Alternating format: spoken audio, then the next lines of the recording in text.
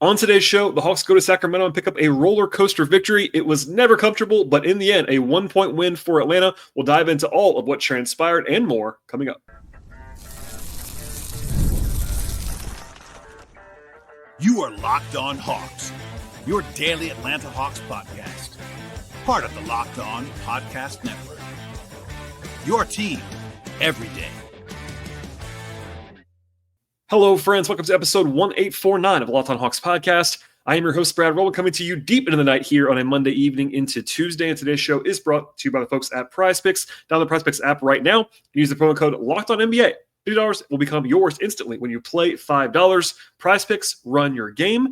Also, I should encourage you at the top of the show, as I always do, to make us your first listen each and every day here at Locked On Hawks. Check us out and subscribe to the podcast anywhere you find your podcasts. We're on Apple, we're on Spotify, we're on Overcast, we're also on YouTube. Please like this video as you're watching it on that platform, and please, please, please share this podcast with all of your friends that are interested in the Atlanta Hawks.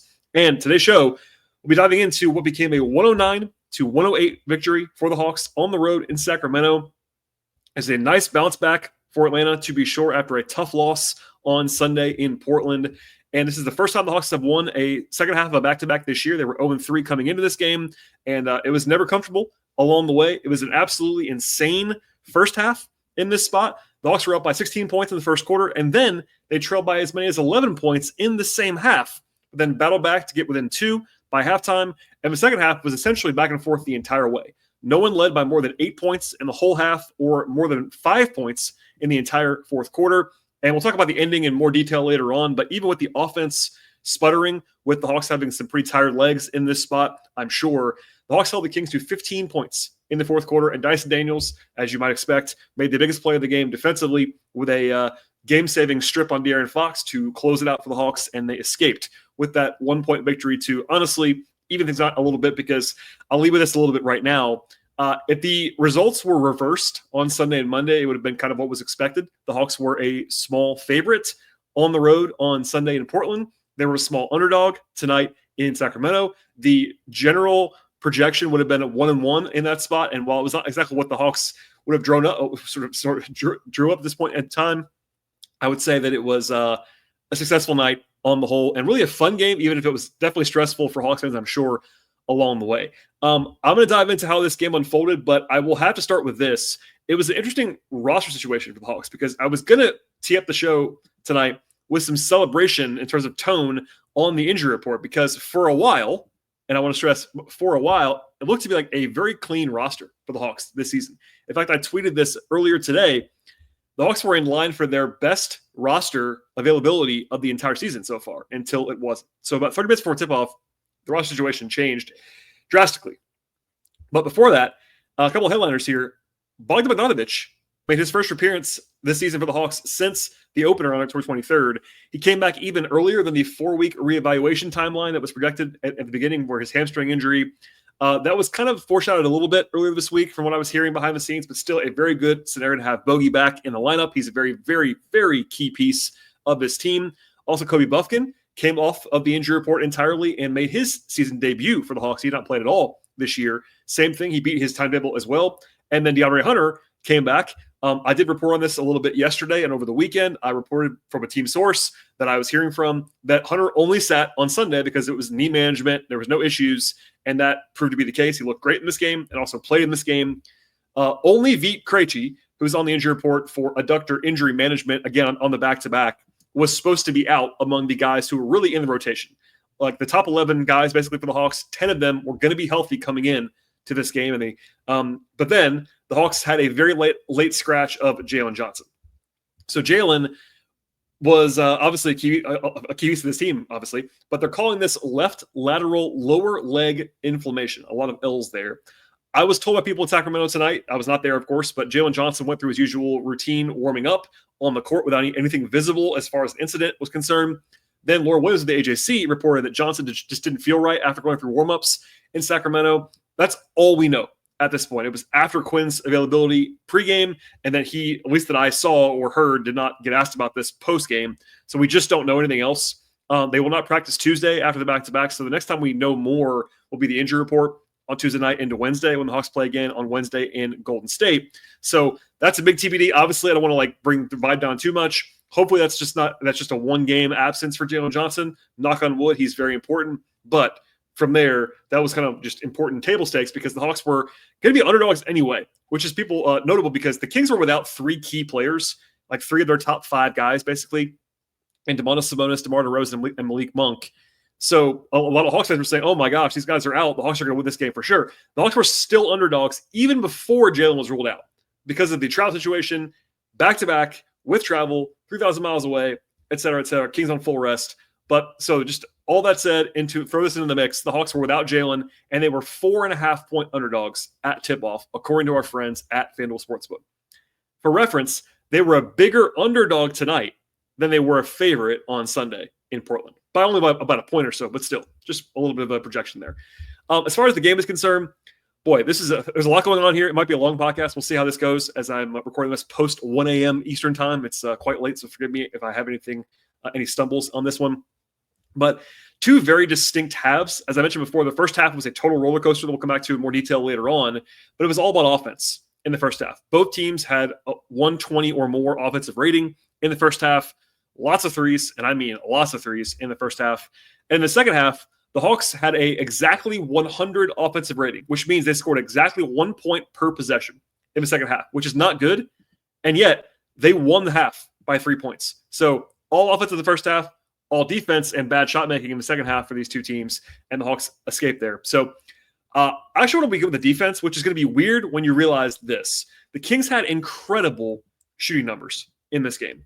And that's what might sound funny that I'm talking about the defense in this spot. But Atlanta managed to, even with Sacramento shooting the ball at a crazy level for a large portion of this game, the Hawks had a 109 defensive rating. And that's very, very good, especially on a back-to-back and without your best defensive power forward in Jalen Johnson. The Kings shot 20 of 46 from 3. That's a lot of makes for anybody.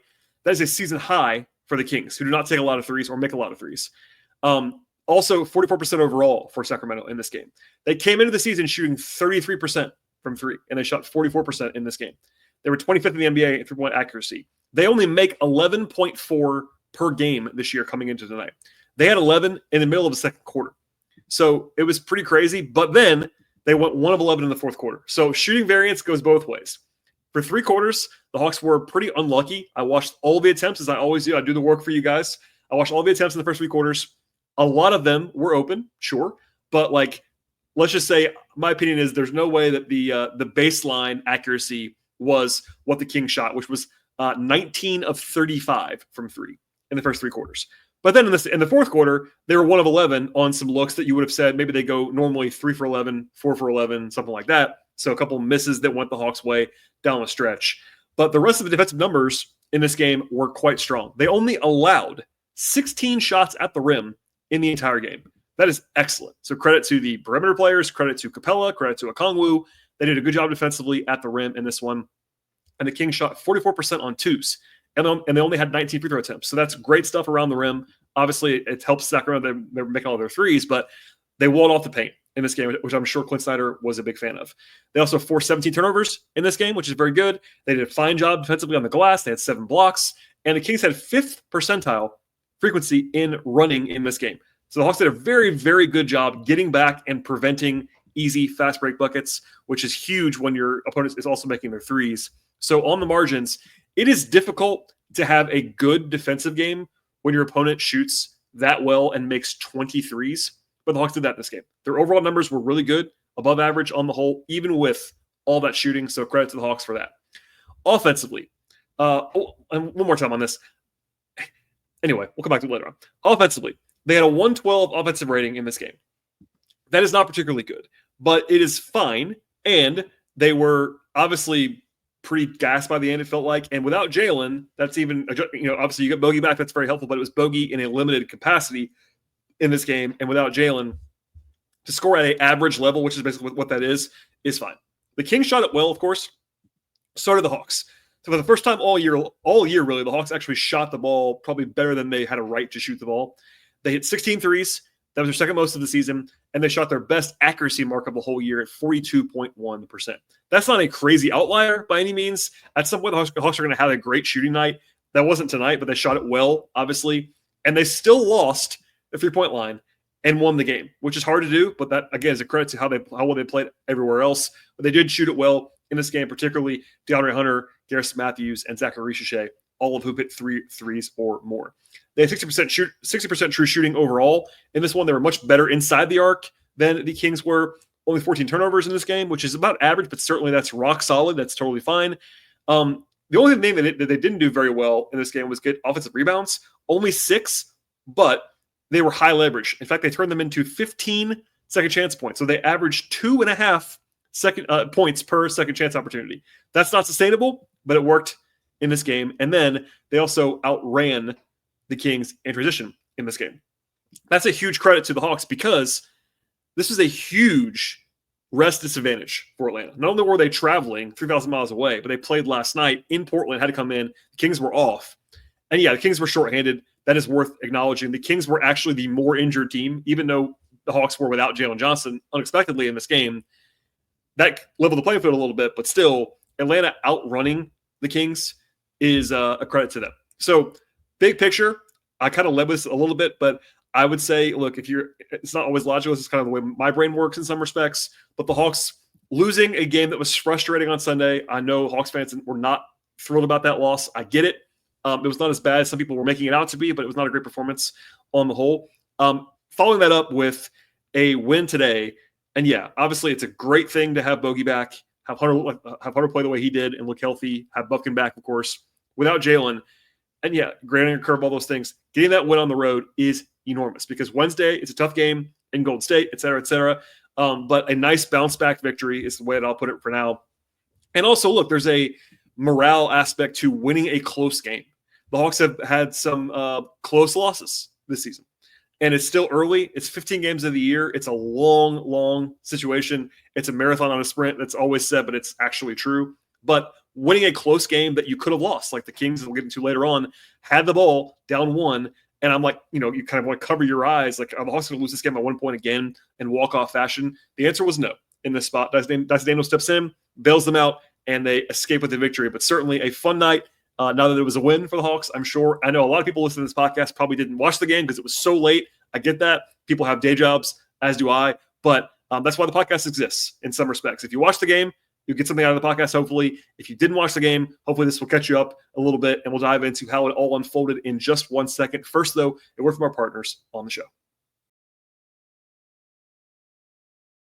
Today's show is brought to you by PrizePicks. The best place to get real money sports action is PrizePicks, with over 10 million members and billions of dollars in awarded winnings. They have everything that you actually are looking to have with daily fantasy sports, plus it makes it accessible to all at PrizePicks. Just pick more or less on at least 2 players for a shot to win up to 100 times the cash. Run your game all season long at PrizePicks. It's the best way to win real money during the basketball season, of course. Which players are going to go off, which ones are not going to go off. Make your picks in less than 60 seconds and turn sports opinions into real money all season long at PrizePicks. Sign up today and get $50 instantly. When you play $5, you don't actually have to win to have that $50 bonus. It is guaranteed for you when you play $5. And they also put their members first at PrizePicks, and all withdrawals are safe, fast, and secure. When your picks hit, you actually get the money as fast as 15 minutes later. And they also invented the flex play, which means you can still cash out if your lineup is not perfect. Double the money, even if one of your picks does not hit. Download the PrizePicks app today and use the code LOCKEDONNBA to get $50 instantly after you play your first $5 lineup. That's code LOCKEDONNBA in the PrizePicks app. $50 instantly after you play your first $5 lineup. PrizePicks, run your game. All right, and in familiar fashion to some games this season, the Hawks actually started this game very well. Like some seasons in recent years, they've had trouble starting games. This year, it's been starting games well and then kind of conceding that ground later on. That happened here. It was 17-6 at the outset. They had some turnovers early on, some flashbacks to Sunday as a result of that, but 9 of the first 11 points were from Zachary Richichet. He made a couple early threes in this game. He actually had a nice bounce back shooting-wise after a 1 of 19 stretch from 3 in the previous 5 games, did Zach. And the good thing is that he's still firing away and staying aggressive. You love to see that. Rotationally without Jalen, it was Garrison Matthews getting the start, which people were frustrated by. I understood it a little bit. And look, they're not saying Garrison is better than Hunter or that Garrison's better than Bogey or whatever else. This is something that the NBA teams tend to do when a guy is scratched late, especially a key player. They like to leave guys in the roles that they were prepared for. So Hunter and Bogey are restricted for minutes right now as they come back. Plus, Garrison's like, all right, just get out there, set the tone a little bit, And he played a lot of minutes in this game, but obviously the shooting is very helpful for him, etc. But I had no issue with that whatsoever, I didn't think. Bogey and Hunter came in after the first timeout when the Hawks were up by 11. And I think their best 5 players available would have been, Trae, Dyson, Bogey, Hunter, and Capella, probably. But that lump didn't play a ton because Bogey was so limited minutes-wise. So only played 18 minutes. Didn't look like incredible, but we'll come back to that later on. It makes sense. He's been out for about a month at this stage. They went to Okongwu. It was actually David Roddy instead of Larry Nance as the 10th guy, basically, off the bench. He played 7 total minutes. So they basically, my prognostication would be that if Hunter was not limited minutes-wise, they would have played neither Roddy or Nance in this game, which I think moving forward will be the case.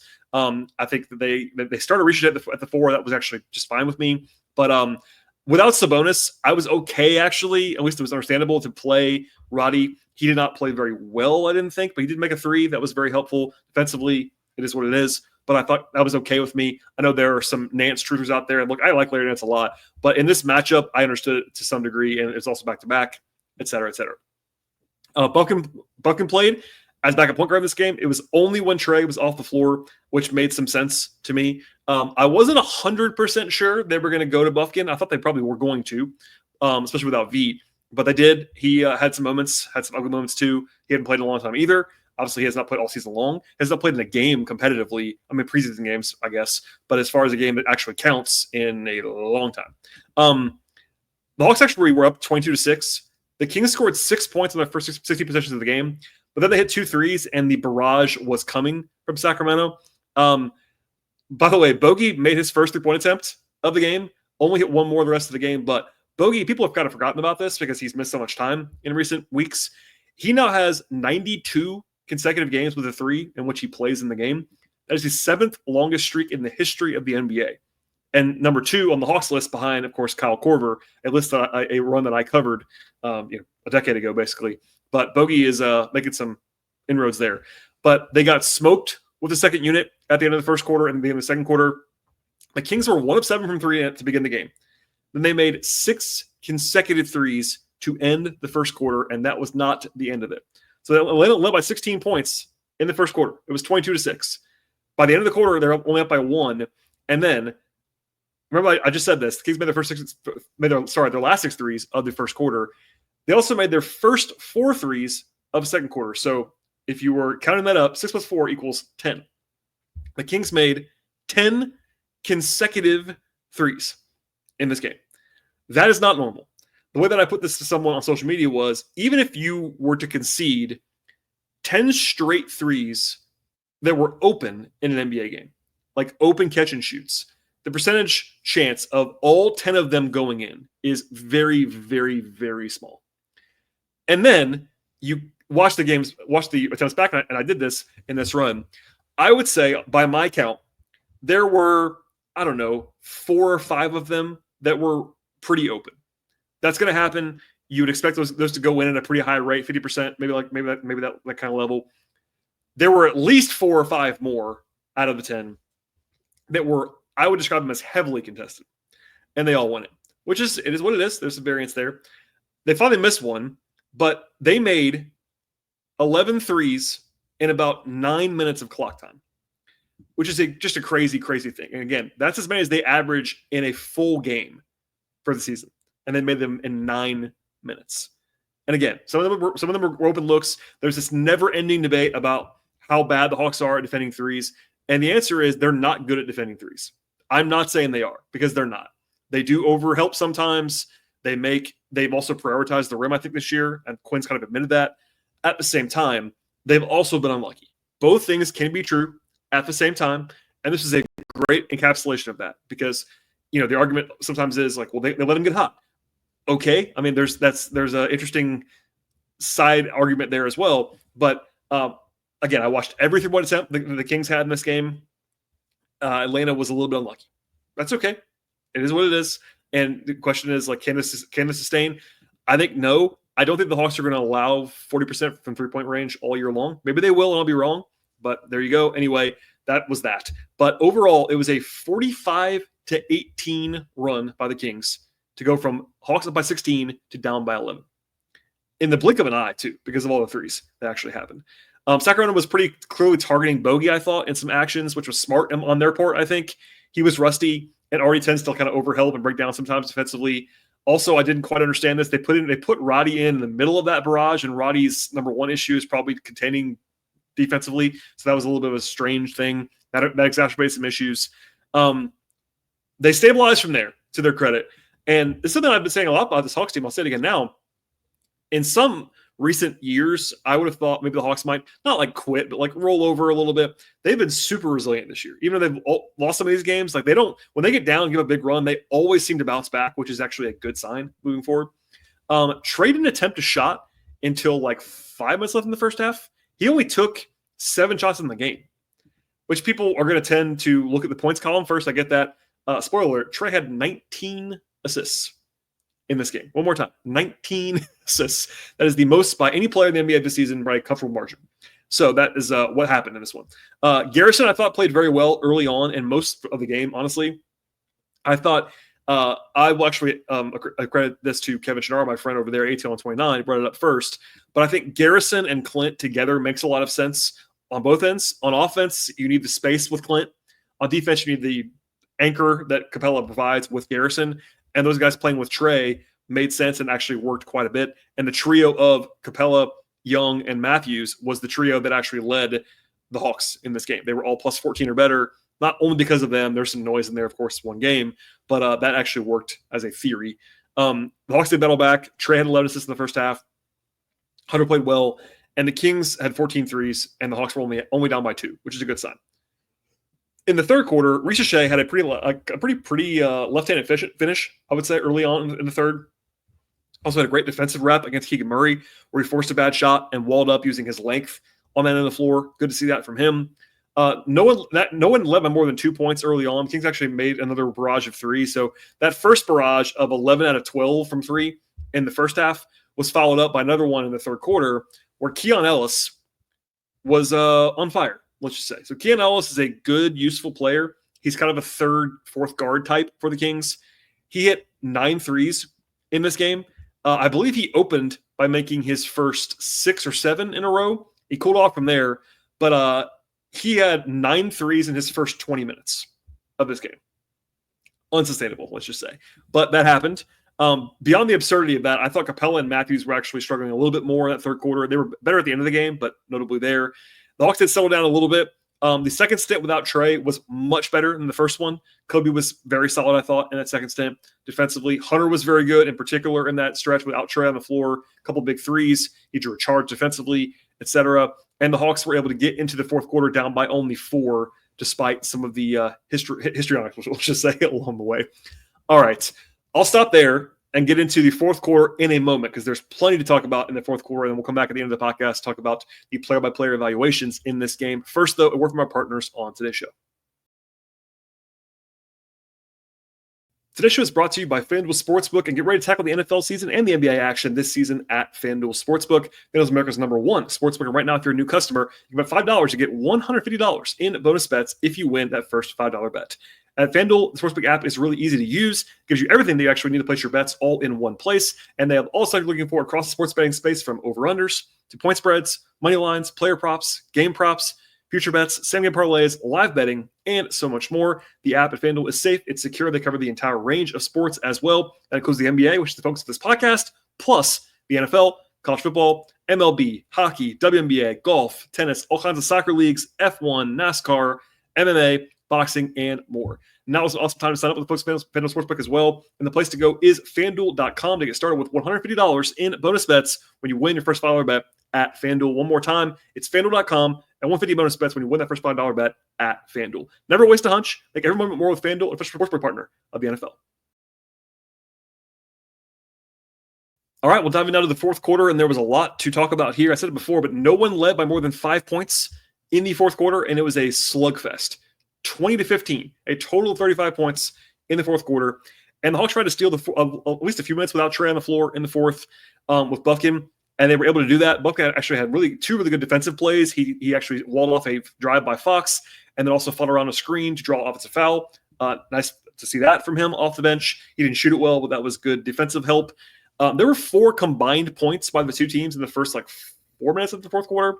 They combined to shoot 1 of 13 early on in this fourth quarter. And then a little bit of a break for Atlanta that was overlooked by some locally. Keegan Murray fouled out in 22 minutes, and with a lot of time left in the fourth quarter. He wasn't very good in this game, but he is their best available forward on a night without DeRozan and without Sabonis, of course. So that was a little bit of a fortunate thing for Atlanta. They then tied it in the middle of the quarter on a bucket by Capella and took the lead on a bucket by Ricochet. Both were assisted by Trae. And again, Trae had 17 assists with halfway left in the fourth quarter. He was great as a passer in this game. The Kings started out slowly. They were 1 of 11 from the floor. Then Fox made a 3. Capella had a nice block on Fox. He was really good defensively, I thought, down the stretch of this game. He was rewarded later on with a lob from Trae. It was more offensive driven in the middle of the quarter, but then it stalled out again. Hunter buried a 3 with 3.5 minutes to go to force a timeout by the Kings. In that possession, De'Aaron Fox went nuts about a call that he wanted. He let the Kings kind of play 4 and 5 defensively, which hurt them. They got a T going into a timeout. Trae made the free throw. The Hawks were up by 5 all of a sudden. So that was their biggest lead of the entire second half, was up by 5 there in the middle of the fourth quarter. But then the next 2 defensive possessions led to fouls for Atlanta. Garrison missed kind of an open push shot in the middle of that run. And I'll say this. I didn't love playing Garrison down the stretch. I didn't hate it as much as some Hawks fans did. I would have gone with Ricochet for at least part of that because of the defensive side of the floor. I think that the theory is, and it makes some sense, that Garrison helps the offense by the spacing, and that's 100% correct. He gets defended a little bit different than Ricochet does at this point in time. But Garrison, as we'll talk about later on, passed out a few shots down the stretch, and then also was not great defensively, so I would have gone with Ricochet. Didn't hate it, but there you go. Capella had a nice second chance bucket to go up by 4 with 2 minutes to go, and then drew a foul on the next possession. It was actually a great foul by the Kings. He split the free throws. The Hawks were up by 3 with 1:40 to go. They traded empty trips from there. Then Fox missed a 3. The Hawks had the ball up 3 with a chance to really seal control of the game. And then Trae and Hunter miscommunicated in the right corner and ended up turning the ball over. That was a big possession. And then another foul, so many fouls in the fourth quarter on the Hawks. Keon Ellis makes both, cuts the lead to 1. Dyson has a pretty good look at the 3. That would have been a huge shot. Doesn't go in. The Hawks, though, did retain possession when it went out of bounds. So with 27 left, they had 14 on the shot clock, up 1, inbounding the ball. And it ended with a rushed 3 by Hunter that he missed in the right corner. If you watch the play back, they ran a pick and roll with Trae, with Garrison as the screener, which I actually kind of liked. But the problem was Garrison had a look at a 3 on the right wing that he should have taken. There was 4 on the shot clock, something like that, at this point in time. It wasn't wide open, but it's a shot that he takes regularly. He just got to shoot that shot, in my opinion. He passed on it. He threw it back to Trae. They had to hurry. They were lucky to even get a shot up. Hunter didn't make it, but that was helpful that Winston got a shot up. But he misses it, and the Kings have a chance to win the game, down 1. But Hunter picks up Fox, slows him down a little bit, 1-on-1. Then Dyson's behind him, comes up, makes the game-saving strip on Fox. Great play, great defender on really good player from Fox. And he was close to setting out of bounds. I think he actually might have with a second to left maybe. But you cannot crucially, you cannot review a play when there is no call. So if they called something, they might have been able to slow it down, see that he stepped out of bounds, etc. No call, can't review it, and that's the end of the game. So it was ruled to be a block by Dyson, not a steal. And he actually had no steals, which is shocking. But he did, of course, have 4 blocks instead. So Dyson continues to make great plays. And, Kings fans wanted a foul. De'Aaron Fox wanted a foul. If you watch it, I think it's pretty clean. Maybe there's some hand part of the ball stuff there, but I thought it was not a foul, objectively speaking. But a great play by Dyson. If there are 2 guys on the roster that you want for the Hawks containing a ball handler there, it's Hunter and Dyson. And they did that combined. That was nice to have Hunter back. And then Dyson makes a star play defensively to seal the game. Overall, in the fourth quarter, before we move on to the player-by-player stuff, the Kings shot 4 of 22 from the field and 1 of 11 from 3.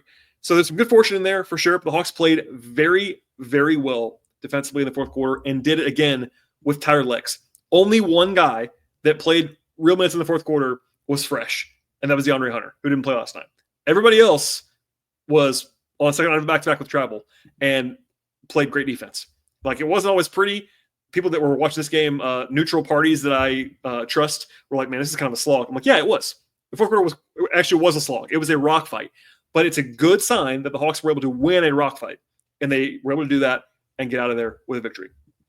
All right, to the player stuff, and then we'll get out of here because it's quite late, and this might be a long podcast. No Jalen, which is interesting because coming into the night, I actually shared this stat earlier without any knowledge that he was going to miss the game. The Hawks were like minus 17 net rating without Jalen this year at cleaning the glass, and it was like minus 24 without Jalen or Hunter on the court together. And there were a lot of minutes in this game without Jalen or Hunter, and they were actually able to hold up in those minutes.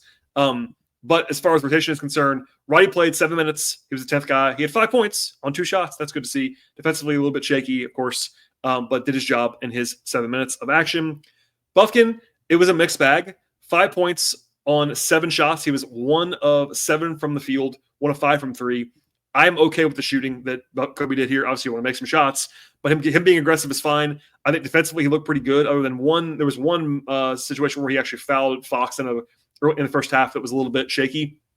But I trust Kobe's defense enough to be sure. He'll need to be better, of course, than this. But I thought it was it's his first game back. He's been played in a long time. It didn't bother me the way that he played for the most part. Although the non-Trae minutes in the first half were rough, but it was not just Kobe on that front.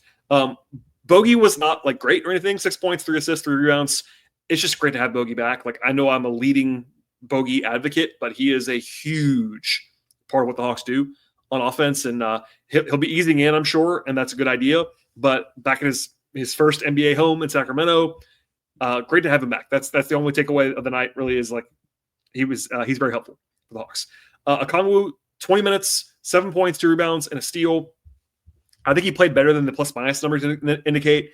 Not a great night for Okongwu at the same time, but I thought he was better in the second half than he was in the first. And I was okay with him closing with Capella because he was just better in this game, I thought. Hunter was brilliant, honestly. 24 points on 5 of 7 from 2, 4 of 8 from 3, 2 rebounds and an assist. Quinn Snyder said after the game, kind of with a smile, but I think he might have been serious, that Hunter did not miss a single rotation in this game defensively. That's probably a little bit of an exaggeration, but I thought he was great. And look, I get it. He's only played 4 games out of 15. And that until he proves to be durable, I understand that's always a response. Whenever I say anything nice about DeAndre Hunter on social media, it's always well, he can't stay on the floor. Okay, I get it. But in the 4 games he's played, he's been good in all 4 of them. He's played very, very well this year. Now, will that hold? We'll see. But as far as his actual level of play and the way he's fitting in and making quick decisions, I'm loving what I'm seeing from DeAndre Hunter. It's the best he's played for a long time, I would say. Now, again, it's 4 games. You got to keep it going and stay healthy, knock on wood. But it's a really good to have him back. And, man, without Jalen, if they didn't have Hunter in this game, it would have been rough. And he was able to kind of hold things together. To the starters. Garrison Matthews played 28 minutes, 9 points, 4 assists, 2 steals, no turnovers for Garrison, plus 17, hit 3 threes. He played well. I mean, defensively, he gives some back. He always will, but he played hard in this game. I thought he made a couple of really nice rotations along the way defensively. 2 steals. I thought he, again, I would have closed with Ricochet personally, but I thought it was reasonable to play Garrison. And really, the only time he was really struggling was the third quarter, where a lot of guys were struggling at that point in time. So I thought he gave him good minutes, and that little adjustment kind of worked for Atlanta. Capella, 28 minutes, 14 points, 14 rebounds to lead all rebounders by a comfortable margin. In fact, he was the only guy in the game that had more than 10 rebounds. Had a block shot, plus 14, 6-9 from the floor. I thought that was really good in this one. Again, same thing as Garrison. The third quarter, a little bit choppy, but great in the first quarter, great in the fourth quarter. Defensively was very good in this game. And I think Quinn is doing the right thing, generally speaking, in closing with whoever's playing better in that game. It's been a lot of Okongwu down the stretch in the games. I've been okay with that. Tonight, I thought it was pretty clear that Capella was the better option. They went to him. It worked. And that is how it should be, basically, with those 2 guys. Ricochet, 18 points. That's his second highest scoring game of the season. He also had his second best shooting game of the season. He was 3 of 6 on 2s, 3 of 5 on 3s, 3 of 4 at the free throw line, 2 steals, 2 assists, and 3 rebounds. Had a block shot. Just played well. I like what I saw from Ricochet. He was most of the scoring was in the first quarter, always first half, but I thought he played really well and a good sign. And look, he was never going to shoot as poorly as he shot so far this year outside of the Knicks game. It's only 1 game, but he shot better in this game. He played with confidence, and it was good to see that. And then Dyson Daniels, again, just makes a game-saving play. 14 points on 14 shots. Not the best, but 8 rebounds. Second on the team in that category. 4 assists, 4 blocks, which is just crazy for a guard. He wasn't like incredible offensively, but defensively, he was good on Fox. Like Fox had come into this game. If you missed this before, Fox had scored 109 points in the 2 previous games, and they held him to 28 on 25 shots. That's good defense. And it wasn't just Daniels, but it was mostly Daniels. They were mostly mirrored in this game. He did a great job the entire night on De'Aaron. And then Trae had a weird game.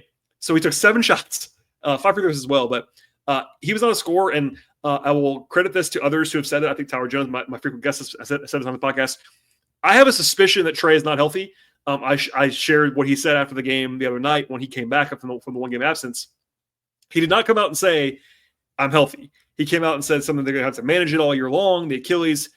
He was on the injury report, but he's not playing with the burst that he often plays with, and I don't know when that's going to change. So that's a question mark and not great for the Hawks necessarily, but Quinn said this too after the game.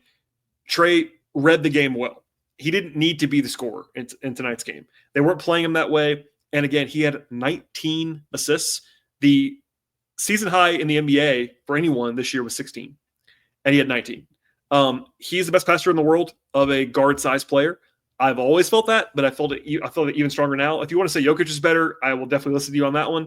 But Jokic is different. It's a 7-footer. Maybe LeBron if you want to go that route. But of guys who are guard size, I believe Trae Young is the best passer in the world. And he came into the night averaging 11 assists a game, and that will go up tonight. He's just a ridiculous passer, and it's always been the case. He's been underrated there. Like every discussion nationally about him and shooting and all this, it somehow just ignores that he's not just a good passer or a great passer. He's an uber elite Hall of Fame level passer. He just is. And that was evident tonight. Now, will he have better nights scoring and shooting? Certainly will. But he made the right call tonight and was plus 15. And again, they won by 1. Like, just he was good. I don't care that he didn't shoot well. I really don't. He played well. Okay, we'll leave that there for now. I could probably go another 20 minutes on this game, but there was a lot to cover in a short period of time. From here, the Hawks have a day off, badly needed on Tuesday, and to their a nice break here. There's no real travel. Sacramento is like an hour and a half from San Francisco, so they don't have to do much of anything. In fact, I think that Bob Rathman said on the broadcast, they're getting on a bus tonight. You bus over to to San Francisco, and then you're there for an actual off day tomorrow. That'll be nice for everybody involved, I'm sure. A tough challenge, though, on the road against Golden State on Wednesday. Now, the Warriors actually lost tonight. They are now 10-3 this season. They lost to the Clippers on the road. So at least you could argue that the Warriors actually have to travel further than the Hawks do in between games, which is nice. But still a difficult matchup. The Warriors, I believe, are like 5-1 at home this year. They're playing very well. So the Hawks will be underdogs in that game almost certainly. We'll see about Jalen Johnson at some point between now and then. We'll see how they handle everybody else. But it's not a back-to-back, so we'll see if everybody else is available, Veet, etc. And after a late night tonight, the Warriors game is there's only 3 games after today that tip off after 10 o'clock Eastern time for the Hawks. 3 out of the last 67 games are that late, and one of them is on Wednesday. After that, only 2 more after that. So stay late, step late with us or not. I'll have a podcast either way.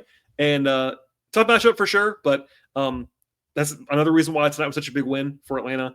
Look, they're not lighting the world on fire. The Hawks are 7-8. But as I'm recording this podcast, I don't mean to be that optimist guy because that's not really what I am, generally speaking. If you listen to this podcast for a long time, the Hawks are 7-8 right now. That isn't great, but you know what it is? 5th in the East as of 1:40 a.m. Eastern time on Tuesday morning. So, it's been a roller coaster so far, both in this game and this season. But the Hawks emerged from this with a really good victory and a chance to keep it going from here with a healthier roster. Knock on wood about Jalen, but great to have Bogey back. Having Kobe back is helpful. Veet is, I think, going to be back again on Wednesday and getting closer to full strength, even for guys like Hunter with more minutes, et cetera, et cetera. All right, I'll stop rambling now. Please subscribe to this podcast anywhere you find your podcast. We're on Apple. We're on Spotify. We're on Overcast. We're also on YouTube. Please like this video as you're watching it on YouTube if you made it this far. I appreciate you doing that as well. Please subscribe, rate, review, tell your friends about the podcast. Subscribe on multiple platforms. The best thing you can possibly do to help the podcast is to A, support our sponsors, and B, subscribe on audio and video and auto-download the podcast on those platforms to help the show. Also, if you want to follow us on Twitter, we are at Locked On Hawks as a show. I am also on there at BT Rowland. I'm also on Blue Sky at BT Rowland, and you can find my non-podcast offerings at patreon.com/BT Rowland. All right, that's it, everybody. Enjoy your what day is it? Enjoy your Tuesday as you're listening to this podcast, and we'll see you at the very latest after the game on Wednesday. Might have a show between there. I'm not going to commit to that just yet, but TBD on that, and we'll see you next time.